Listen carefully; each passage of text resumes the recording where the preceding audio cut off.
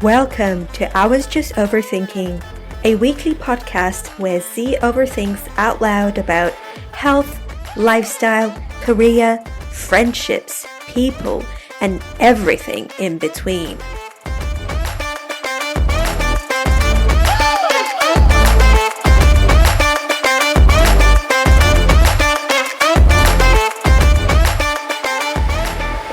Those filters make everyone look the same. I'm stepping into the very dangerous waters here, but I will say my piece on certain things that I think should be said. It's like a trap that you fall into. You fall into it, and once you do something surgically, I think you're very likely to keep on going with it. I think it's more of an addiction.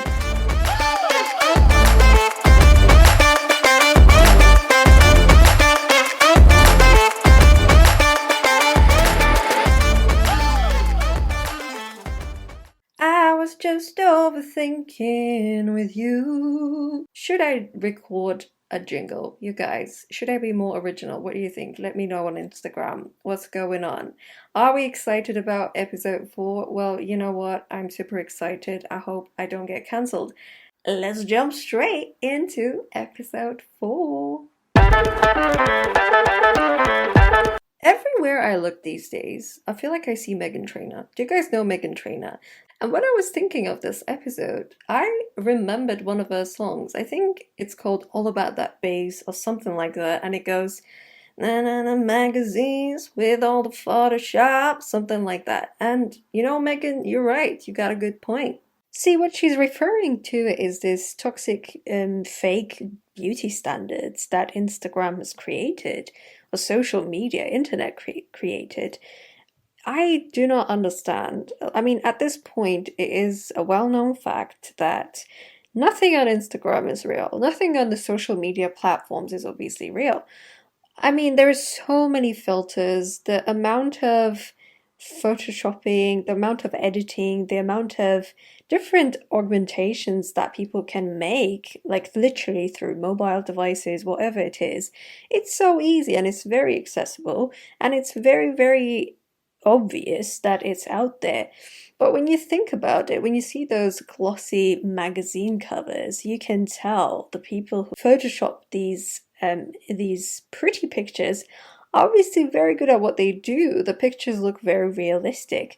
And then when you see, you know, one of those comparison pictures of like a celebrity, how they look in real life and how they are portrayed in a magazine or on their Instagram accounts, there is a drastic difference between those two images.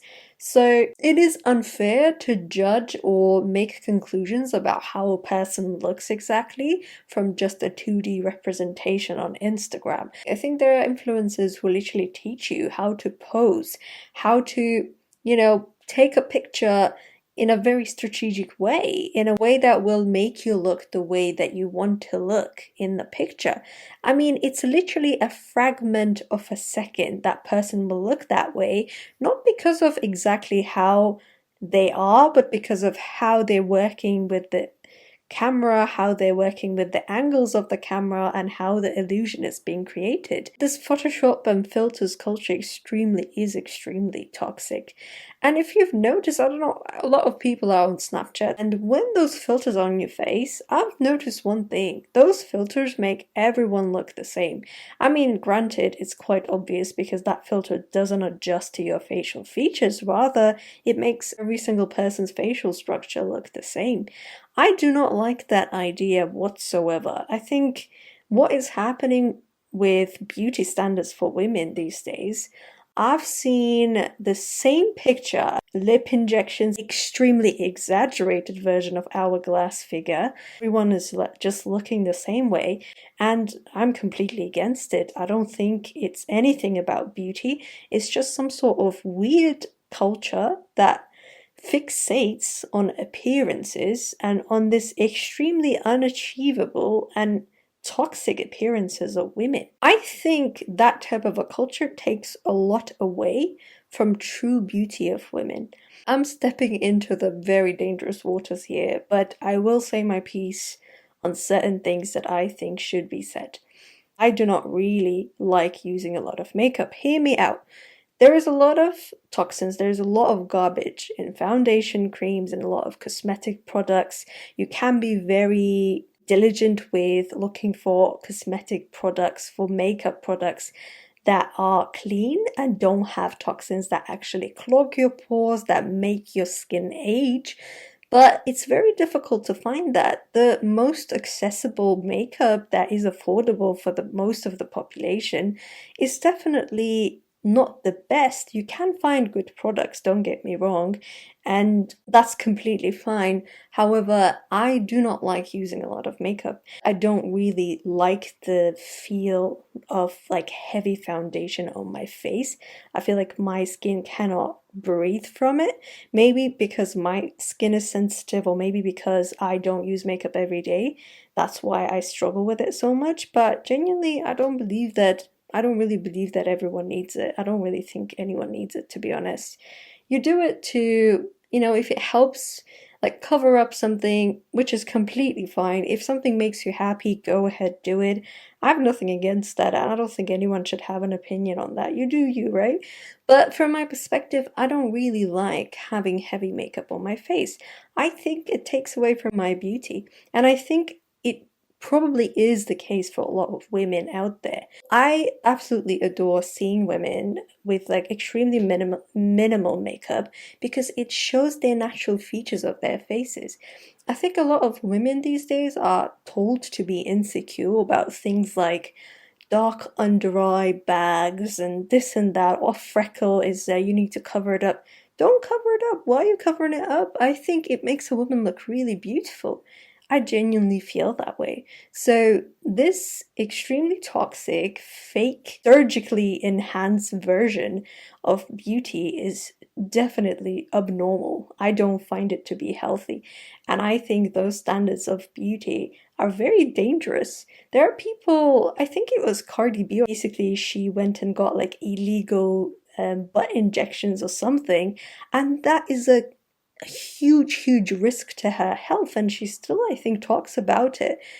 She talks about how much she regrets it and how dangerous it is to pursue these fake Instagram beauty standards. It's actually a very dangerous game. It's almost like a trap that you fall into. You fall into it, and once you do something surgically, I think you're very likely to keep on going with it. I think it's more of an addiction. I don't support it and I don't like it. I do not want to see everyone look the same way. I want everyone to look the way that they are, that uniquely underlines or like defines their features and shows their character, shows their personality in a way. I feel this toxic culture of Instagram beauty, of this fake stuff, like this exaggeration of everything, doesn't lead to anything good, and it leads to important things being left out, such as taking care of yourself, taking care of your body in a good way, in a way that helps you, in a way that keeps you healthy, in a way that lets you live longer and healthier and better. This toxic culture is almost like this idea or this like mentality of chasing beauty. I think you should focus on staying a healthy person, being active, but chasing beauty is a never-ending game. And when I say chasing beauty, I think the beauty bit is very subjective. It's very subjective and it changes, because if you genuinely follow these fake beauty trends are innately volatile. They will change. These trends will change. So imagine if you put your body through all of these things, you will try to keep up with it. At the end of the day, you won't recognize yourself. You won't recognize who you are. It's very easy to lose yourself whilst trying to chase something specifically about your appearance. This fixation on appearance is also taking a lot away from the idea of beauty. Beauty consists of the following components. First component is definitely your appearance. But let me be clear. appearance consists of a couple of things. It's how you take care of yourself, how well you take care of yourself, how well you can present yourself, and how you carry yourself. I think these factors are much more important than quote unquote being beautiful or being pretty. I think there are a lot of women that are realistic about their looks, and what they can do is take good care of themselves, take good care of their skin, take good care of their hair, have some sort of routines, have a good taste in clothes, figure out what looks good on them, and that works wonders. That works amazing. An equal part, I believe, that makes a woman beautiful is her inner self, her inner beauty, her personality, her qualities as a human being.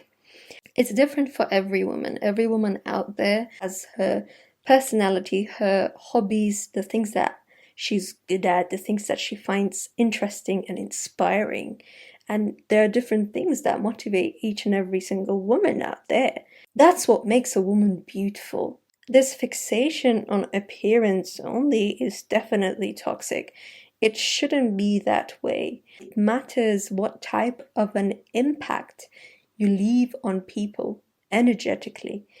They will always remember how you left them feeling. They will always remember the type of feelings, the type of energy you gave them after you interacted with that person. At the end of the day, it is how you make people feel.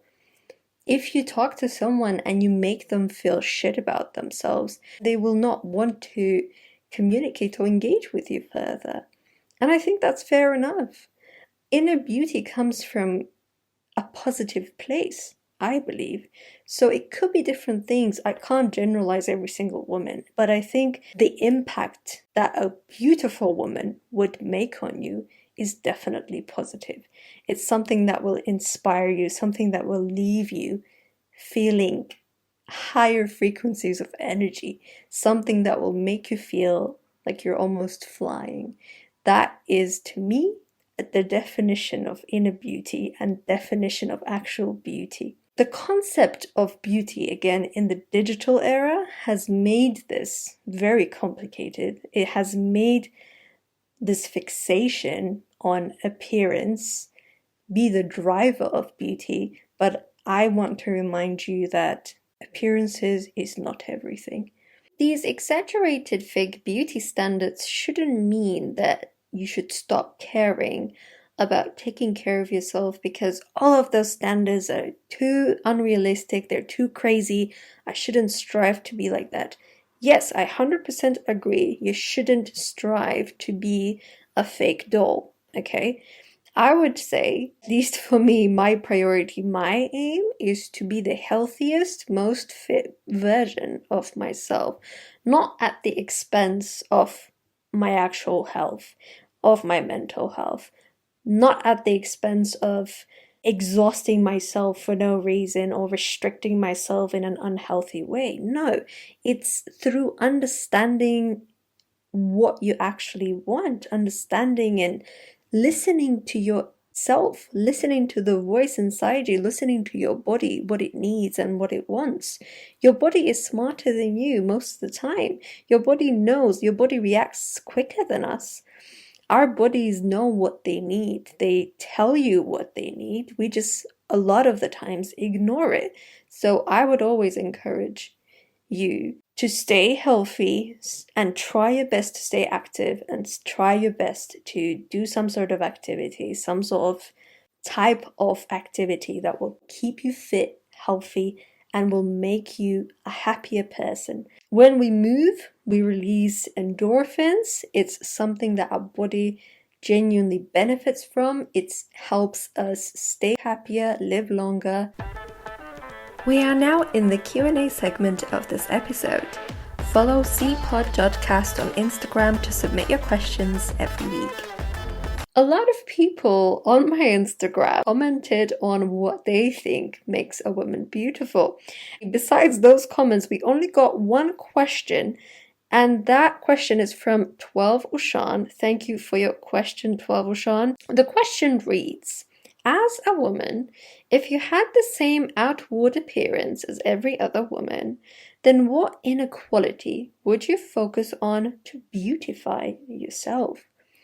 This is an incredible question. I think I would probably encourage every single woman to think about this.